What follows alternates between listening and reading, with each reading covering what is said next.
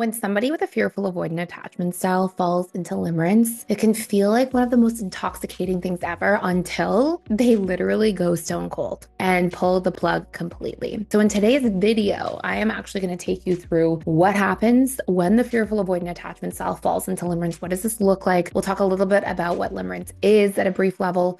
Then we'll talk about how it looks for a fearful avoidant when they are in limerence, because some of the signs that they're really infatuated with somebody can be completely contradictory. In fact, sometimes it will almost look like they don't like you when they're in limerence, which is wild. And then we'll go into some overall signs that you're in limerence as a whole, what triggers it and what really caused them to fall into limerence, and what happens when it ends.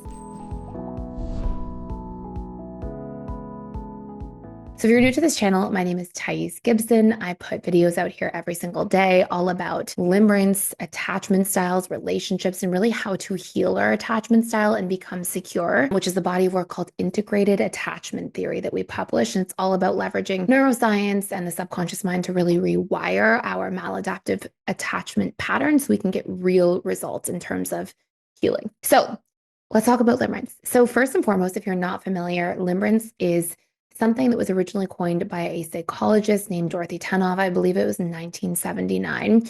And basically, limerence is an emotional obsession with somebody that is driven for a deep need for validation and reciprocation.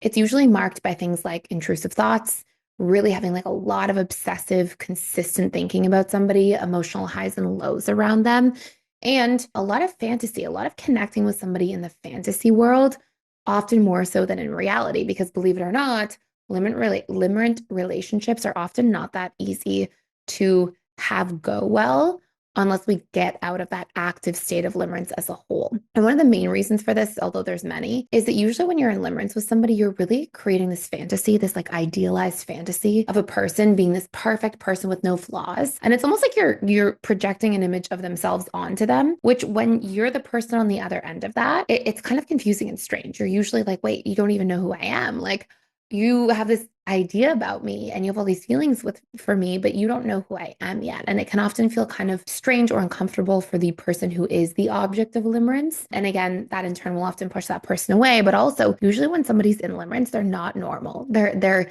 this almost intoxicated version of themselves where they're like, they may clam up and get really nervous. They may be like really excited and euphoric and not be able to just kind of like be present and there in real time. And so you just see like all of these ebbs and flows of, challenges in the communication and relationship as a result. So how does it manifest as a fearful avoidant? Well, fearful avoidance, just like, they are with most things, they're kind of all or nothing. So if they fall into limerence, they are like all into limerence. They're usually, in a state of emotional intensity. There's a lot of highs and lows. Limerence can often feel almost like safety and excitement at the same time, like these two sort of parts, and it can spark this yearning, but also this fear.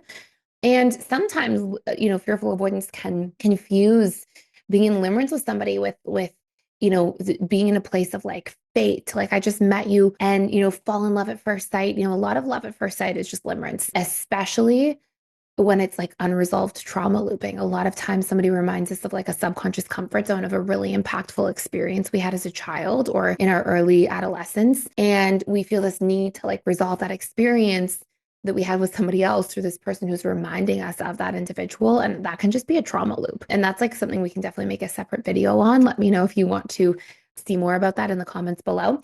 But here's some key signs. If you're a fearful avoidant or the loved one or friend of a fearful avoidant, here's some key signs that they are in limerence. Okay, number one, there's usually a lot of obsessive thinking about somebody. But when that person who's the object of limerence gets close, they may clam up or panic or even shut the person down or push them away because they are usually so afraid of like saying the wrong thing. They usually feel so vulnerable because they're in limerence that they almost feel threatened by the person that they're in limerence with, which is so contradictory. But there really is this like two-way dynamic where the fearful avoidant like has all these feelings and yearning and emotion, and they have at the same time this need to like push the person away because they feel like, whoa, you're making me feel too much. This is scary. You are now threatening.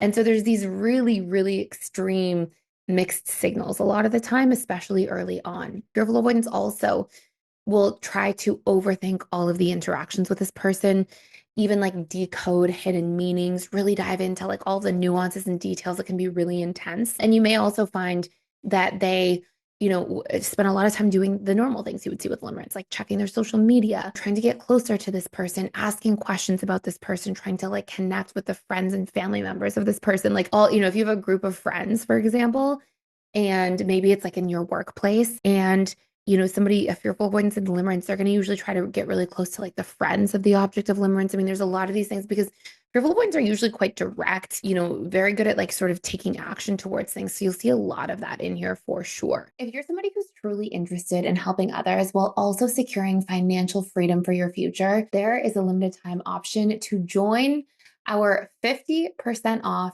certified relationship coach program. And this is a 12-week program where you can create financial freedom, work from anywhere in the world, and truly make an impact on other individuals' lives by becoming a certified relationship coach in just 12 weeks. Throughout this entire 12 weeks, you will learn all of the tools that you need to discover somebody's attachment style and help them heal and change their attachment style if they are insecurely attached so that they can become secure and build the best relationships of their life.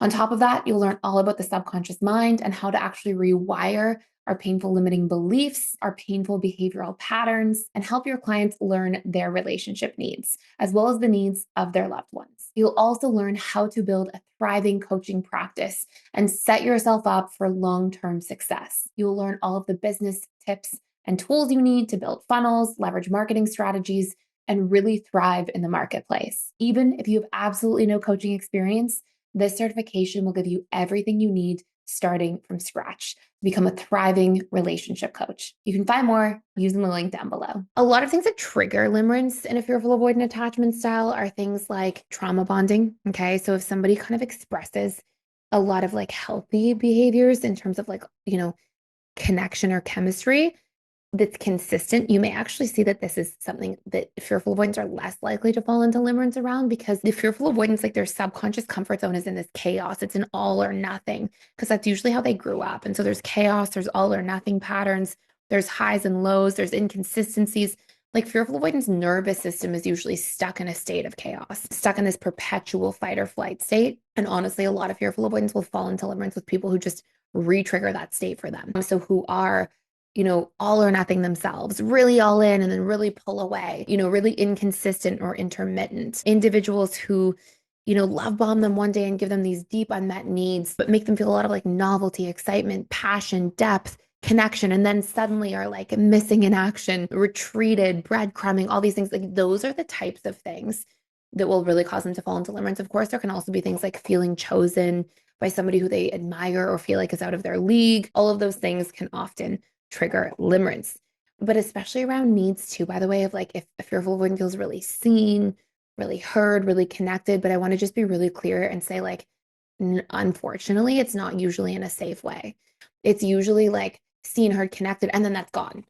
And then the person comes back and makes them feel seen and heard and connected. And then it's taken away again. Like there's usually this like overarching feature of chaos. And what often happens is when the fearful avoidance in limerence, it's like emotional whiplash. Like they feel really hooked and they crave that closeness. And then when the person gets close, they even reject the person. Like they can just be not only is often the other person they're in limerence with in this push-pull pattern with them, but often they themselves are in a push-pull pattern with their object of limerence. And there's a lot of like heightened anxiety, emotion, feeling out of control, feeling emotionally dysregulated, ruminating. I mean, all of these things are huge signs that of fearful avoidance and limerence. And generally, what you'll see is that sometimes when fearful avoidance are in limerence, it can only last for so long before they actively sabotage the connection just to regain a sense of peace, certainty, and control. Because they feel so out of control when they're in a space of limerence that they'll often like try to push the relationship along too fast or push something to work or try too hard, literally just to regain the sense of like,